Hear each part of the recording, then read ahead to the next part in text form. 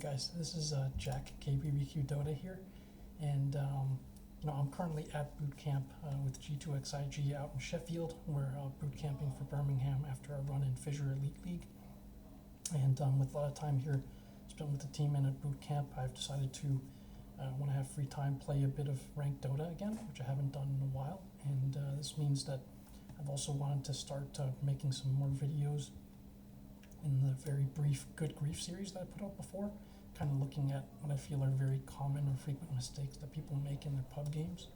And if you can, cut or reduce some of these mistakes, I think your MMR will go up and overall gameplay will get better. So the topic I want to discuss today is basically, I think in a lot of videos, a lot of content and stuff that you see from coaching and stuff, you're kind of taught that, and this is true, that the gameplay element is about you and it's not about your teammates, which is true. You control, you're the variable that's in every game. You can control how you play to be better and all of that. But I think what happens in a lot of these games, even like this is an immortal level game in the EU West, is that people end up sort of not thinking about the team at all, kind of just thinking too much about their game and what's good for them. I think this is most clearly seen when the game progresses later on, when you have these later in the game, obviously people are dead for longer, you can take more objectives, heroes are stronger, and so the relative value of any creep camp that you can take is much smaller than the importance of winning a fight with your team. And so I'm not saying that you forsake your farm and don't push out waves and stuff, that's bad.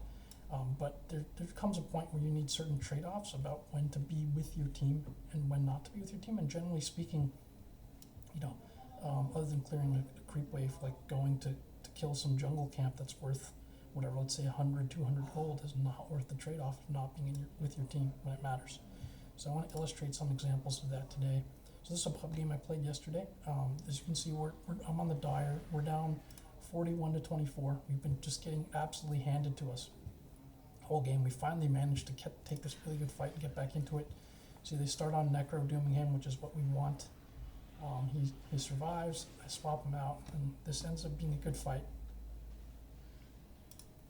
Let's play back here. And, this ends up being like a pretty much like a game-turning potential moment for us, right? Like, we killed their whole team, like literally team wiped them.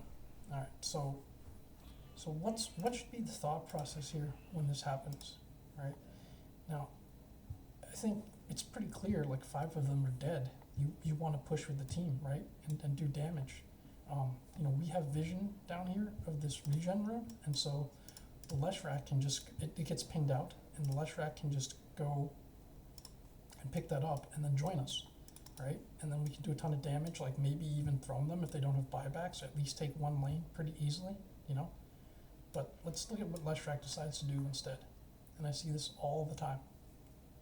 He goes home. Okay, he doesn't take the regen, that's fine. He could TP, he could ask for the shrine to be taken, or TP somewhere, or just save his TP and just run with us. But he decides to TP here, and then he decides to push bottom. The other team at this point, you can see they're demoralized. The guys all chatting no backs. They're going to start running at us individually, disjointed fashion. I think at the very minimum, we easily take this Rax, right? We have Leshrac Edict, these Raxes die. But look what this guy decides to do instead. And fast forward. So because we took so long to take this Rax, and this becomes an actual contested fight, bad things start to happen. And all this time, what has Leshrac achieved by running bottom by himself? He cleared 2 creep waves, didn't get the tower, and we end up dying here and losing this fight because he's not there.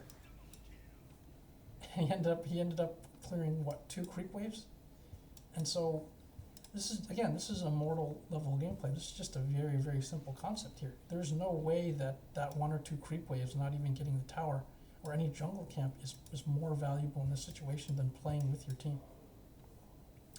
And I think something similar to this happens later again in this game. There's another team fight where I think I'm trying to call for us to smoke together. actually. And we have like a lead, again, we've like managed to rebuild ourselves into a lead. We're in a decent position here to win the game. Good stuff, good stuff. And at this point, I want the team to smoke. I want us to stay together because look at this, like we're all together, right? Like we're really strong right now.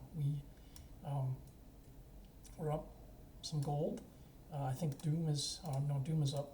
Like, but their heroes have kind of fallen off. Like they have a Brewmaster. We have like our Necros back online and stuff. We're pretty strong, right? At this point in the game, the priority is to stay together and take a good fight. Like our lanes are, bottom's being pushed in, but otherwise our lanes are pretty good. And so all that it takes from this point is to just stay together and take a good fight. So you can see Lesh decides to TP, and like Necro gets doomed, and this is a 4-on-4. It's still a decent start, I would say. But now our Lesh isn't there, and we're saying that like we want to fight them, we smoke.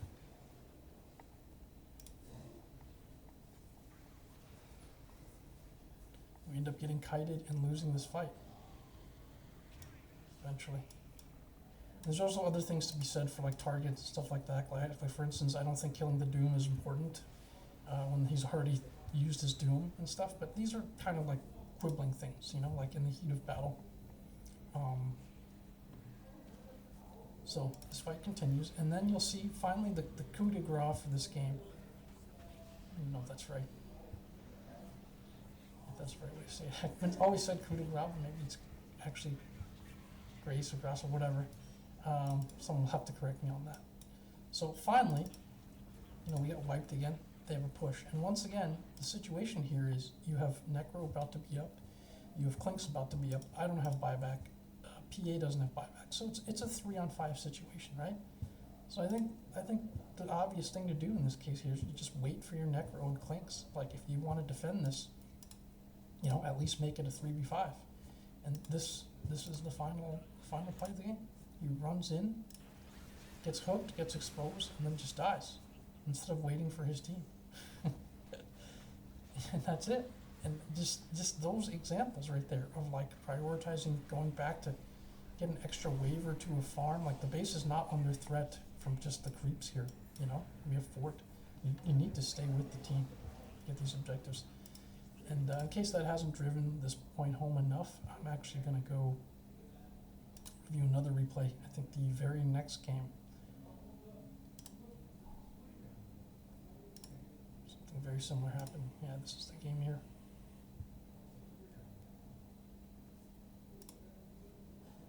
So again, this is a hard game for us. I think we're down a lot in most of the game. It's a Luna Lesh lineup. We have an anti-mage. We're down. It's like a really, really tough game for us. And so we finally managed to take a good fight that turns the tables, right? Let's rewind this a little bit here. So this is a game turning moment here. Willow is top. We managed to take a good fight bottom. The ogre is still catching up to it. So here we go. Comes back to Lesh. They're starting to chain TP, and ogre has to TP. Like Willow's not here, so this is a great fight. The Lesh.